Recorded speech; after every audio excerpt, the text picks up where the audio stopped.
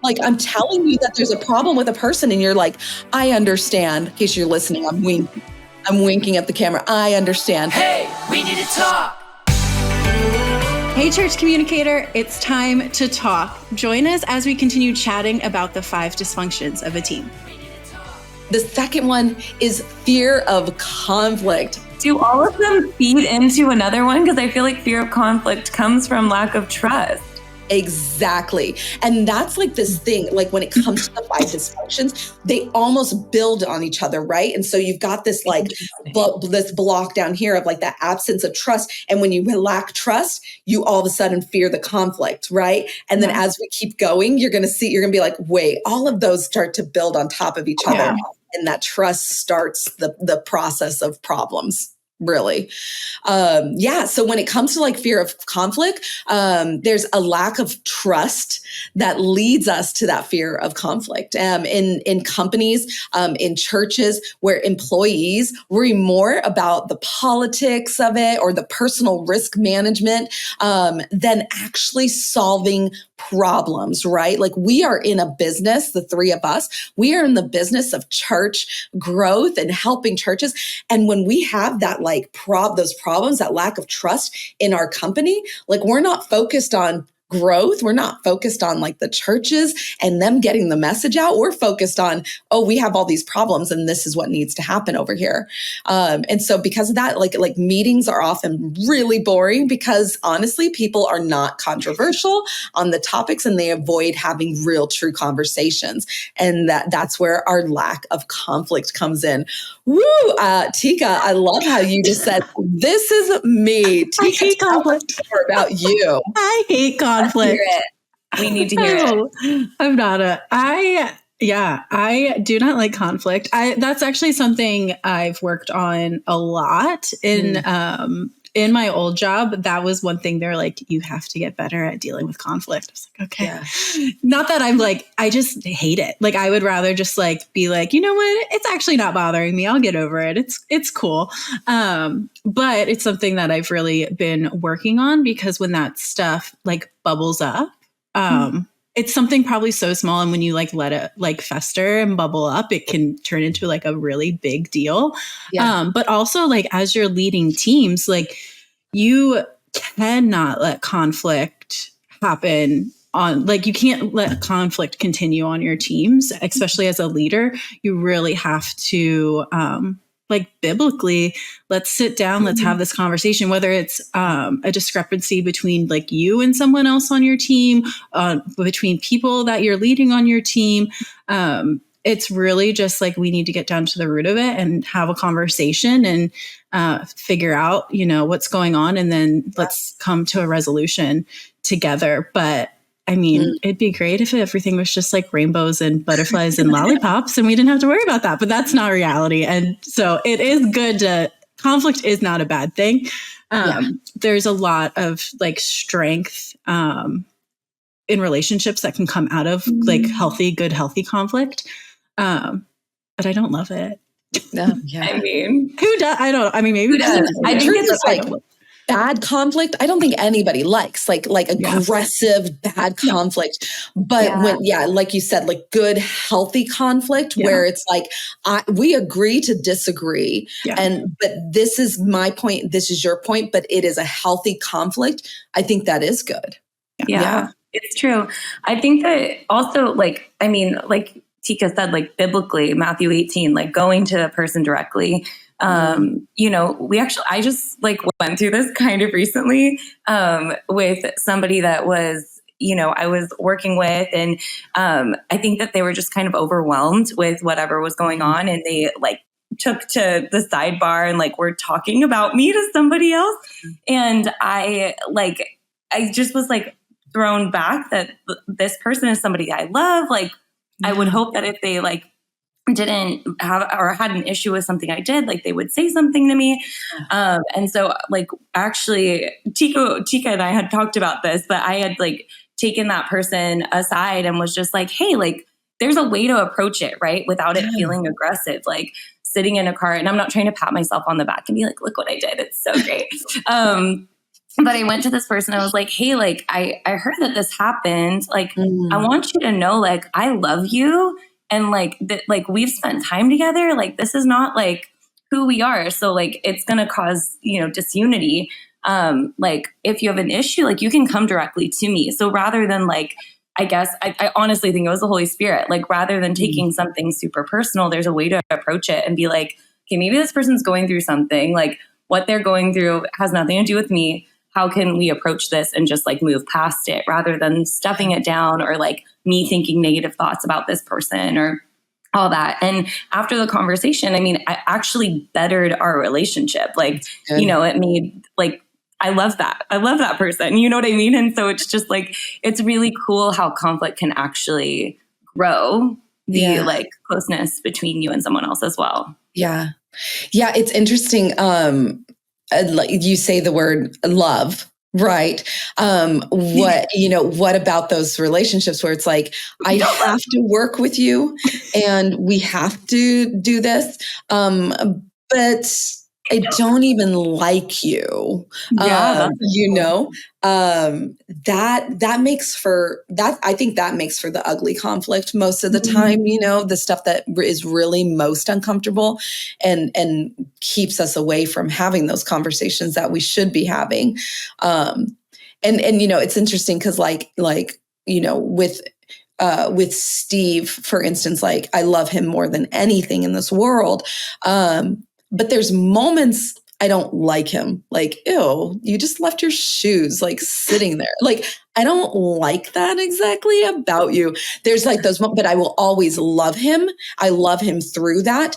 And when you lack that stuff, like I don't actually even like you, it brings conflict to a whole different place. And it becomes a little yuckier. I've seen that. Like, and I think that's also why we need to be self-aware as leaders, not just on obviously on personal levels when it has to do with us, take ownership and step forward, but also be aware of your team. If you notice that this person doesn't like this person, or they don't ever spend time together, or when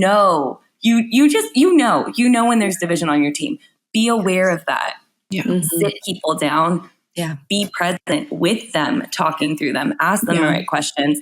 They might not be best friends, but like, right. I feel like Kim, you're really good at this. Like you're really, really good at sitting people down and, whoever that is. I've seen that. I've worked with you for years and years and years. And I've seen it time and again, whenever there's conflict, it's sitting people down and asking the questions like, well, what are your frustrations? What are your frustrations? It's kind of like marriage counseling. It is.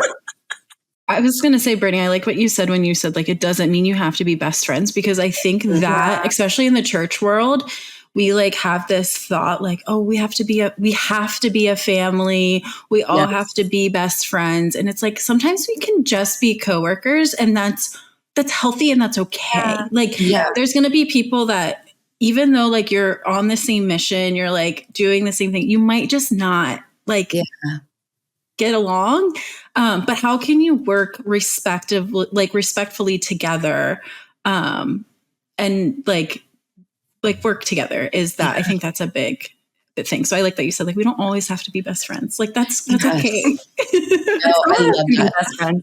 It is so true. And I think it's needed because, one of the things when it comes to conflict is like conflict in a team.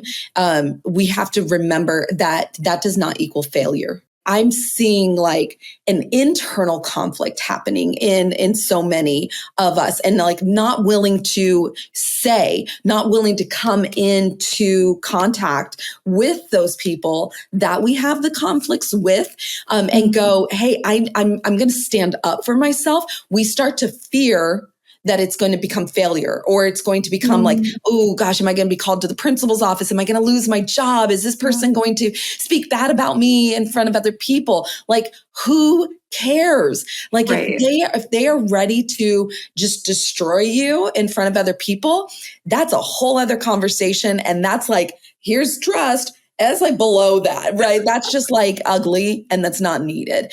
But when it comes to conflict, the willingness to go, I do want to stand up for myself. I do want to have these conversations that need to be had, because I'm not just going to stand back here and be the piñata and be hit. I do want to be somebody that stands up for what I believe, asks the questions to understand what's going on. And so, yeah, I see a little bit more, even in the churches that I've worked in, and in so many situations, it's more of like the lack of willingness to come forward, and be like, I need to lean into this conflict for a little bit, because there's that fear that we're going to fail. There's a fear of something there. And I feel like when leadership doesn't address conflict, then those who are being led feel like they don't care. Do they not see what's going on? Do they not care about us? Like it does, that kind of trickles down like, okay, there's this problem. Why aren't we addressing it? Like, why aren't we taking care of it? And then that creates a lack of trust then for leadership. So how do we have healthy conflict?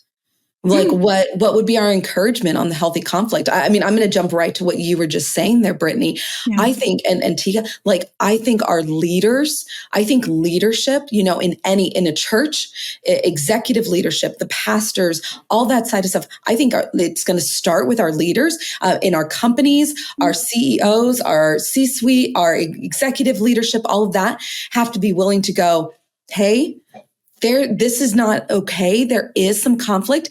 We need to not try to squash it, right? I see that happen so much in so many conversations. And it's like, okay, there's a problem. You just hang in there. Just hang in there. It's going to get better. Just hang in there. It's going to get better. Or even our leaders going, oh, I hear you. I hear you.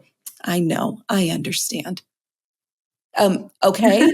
Like, I'm telling you that there's a problem with a person and you're like, I understand. In case you're listening, I'm winking at the camera. I understand. Okay. So you're telling me that you have the same problem with that person? But like, we need to do, like, something needs to be done here. There needs to be a conversation. Leaders should be going, okay, like, this is not okay. This is not okay for our company or for our church or for our whatever to be going through this kind of conflict. So let's have some conversations. Let's be open to that. These are real conversations that need to happen. And it doesn't have to be a fight, but it can be, let me hear you. Let me hear you. Let's come together and go, okay, like, is there some way that we can solve this conflict? I think that's a great question to ask too, right? It's just be willing to ask the parties involved. Is there a way we can solve this? Like, what are you looking for? And what are you looking for from this? Is there something that we can do to solve this? Because sometimes if you ask just that question, people aren't going to be like, well, I wanted that person fired, or I wanted this. They're going to be like, no, I just wanted to make sure I was heard. Similar to like what you were saying, like providing that space just to have those conversations. I think encouraging people, like, you need to, like, leadership doesn't always have to like be your mom and dad. Like, encourage people to have those conversations themselves. And then if it does continue, then maybe you need to step in. I think that is really healthy. I've seen maybe too many times, people going to their leadership and kind of tattling and hoping that they fix the problem. It's like, all right, we have to take like responsibility. Let's deal with conflict like on our own. And then obviously if things escalate, then maybe leadership needs to step in. I think there's ways that like maybe there's conflict that isn't as intense, but could lead to intense things. And so maybe scheduling, whether it's monthly or like quarterly or something, like a meeting that's set of just like making sure we're asking that question regularly, like even in like a leadership or group setting. And I'm not saying to like call people out like, well, Amber did that, like, you know what I mean? Or whatever, like in a group setting, but like to just be like, hey, are there any frustrations like amongst us that we need to work on? Like, let's just like be a transparent team. And again, it doesn't have to be super personal. It doesn't have to be best friends at the end, whatever, but just having the space to just like a safe space to talk openly and maybe making it clear ahead of time, like none of this is personal. This is just for the betterment of our company or organization or church or whatever. Hey, we need to talk. Thanks for tuning into the Hey, We Need to Talk podcast. We hope today's episode has equipped you with insights and strategies to enhance your church communications efforts. Remember, we're here every Tuesday with fresh content to keep you up to date on what's happening in church communications. If you found value in today's discussion, we'd love for you to join us again next week by clicking the follow button wherever you listen to podcasts. And hey, you're a part of this conversation too. So if there's a topic you'd like to talk about, make sure to leave a comment in the episode and on social media. For more resources or just to set up a call with any one of our team members, head over to churchcommunications.com and check out our free online learning platform, CC+, where you can access a wealth of additional resources to support your church communications journey.